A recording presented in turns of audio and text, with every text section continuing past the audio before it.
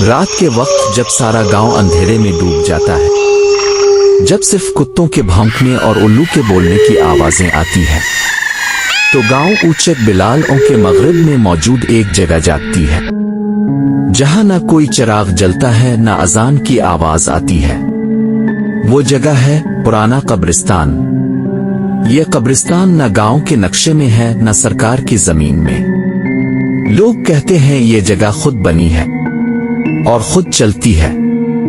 यहाँ की कब्रें आम नहीं, कभी उन पर घास नहीं उगती, बारिश वहां नहीं बरसती, और सबसे खौफनाक बात, कभी कभी रात के वक्त कब्रें खुद ब खुद हिलती हैं, जैसे कोई अंदर से निकलना चाहता हो। लोगों का मानना है कि इस कब्रिस्तान में मुर्दे दफन नहीं किए जाते, बल्कि जो यहाँ आ जाए वो जिंदा दफन हो जाता है।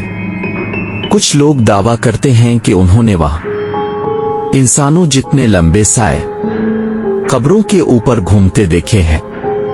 कुछ ने कहा कि वहां बच्चे की हंसी सुनाई देती है, मगर जब रोशनी की जाए तो जमीन पर बच्चों के छोटे छोटे नंगे कदमों के निशान होते हैं कब्रों से निकलते हुए। फहद लाहौर का 24 साला यूट्यूबर जो हॉरर वीडियोस बनाता है, ने जब इस कब्रिस्तान की कहानी सुनी तो वो सिर्फ हंसा, अफवाहें हैं बस, कुछ वेव्स बढ़ाने के लिए जबरदस्त जगह है। मगर इस बार की कहानी सिर्फ किसी वीडियो की नहीं थी। ये वीडियो इसकी जिंदगी की आखिरी रिकॉर्डिंग बनने वाली थी। फहद ने 3 कैमरे, एक ड्रोन और खास नाइट विजन लेंस लिए और गाड़ी लेकर चला चक बिलाल की तरफ। रास्ते में जूं वो गांव के करीब पहुंचा, रास्ता तंग, दरख्त गुंजान और हुआ बदबूदार होती गई। दरख्तों के बीच सियाही बढ़ती गई, ऐसी सियाही जो सिर्फ रात की नहीं थी बल्कि कुछ छुपाने की थी।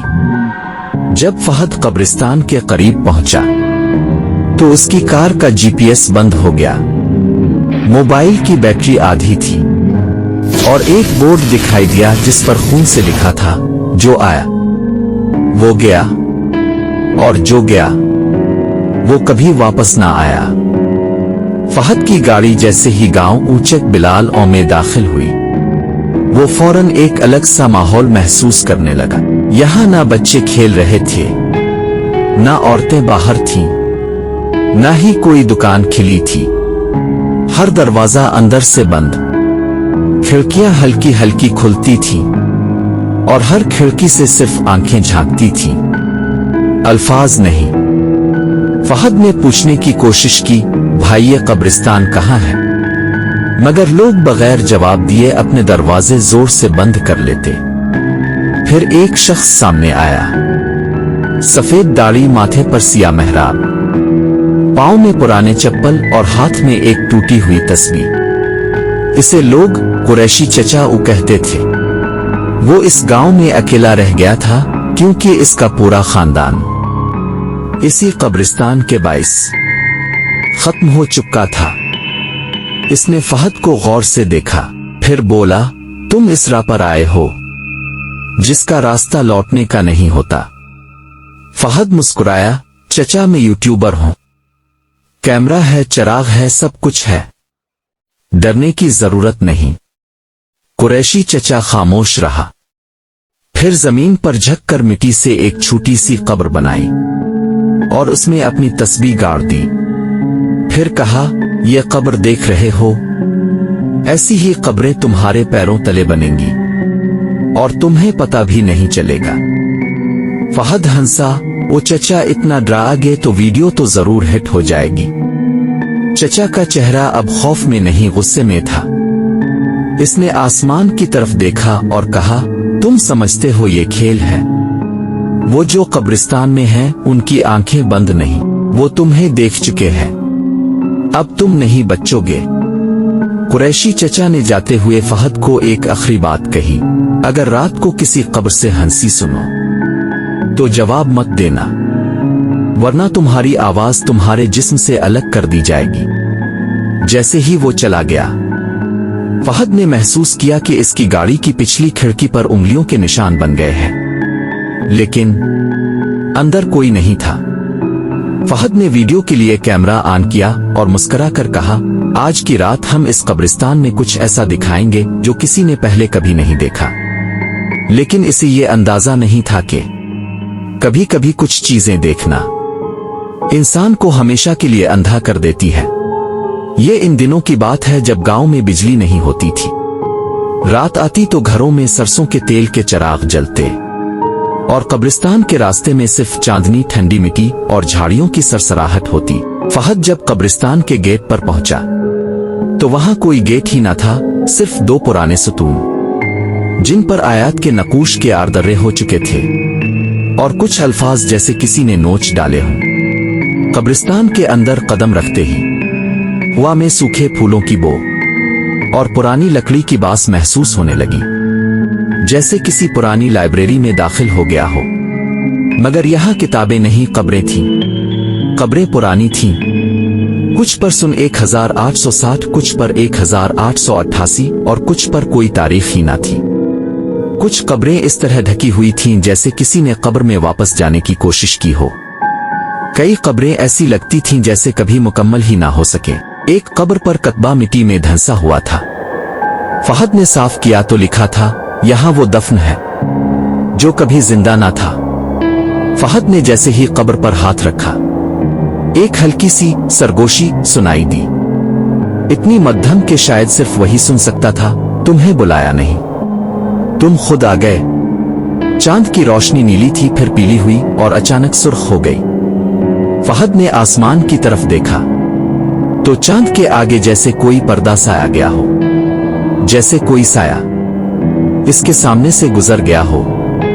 इसी लम्हे कब्रिस्तान के दरख्तों ने हिलना शुरू किया, मगर हुआ नहीं थी।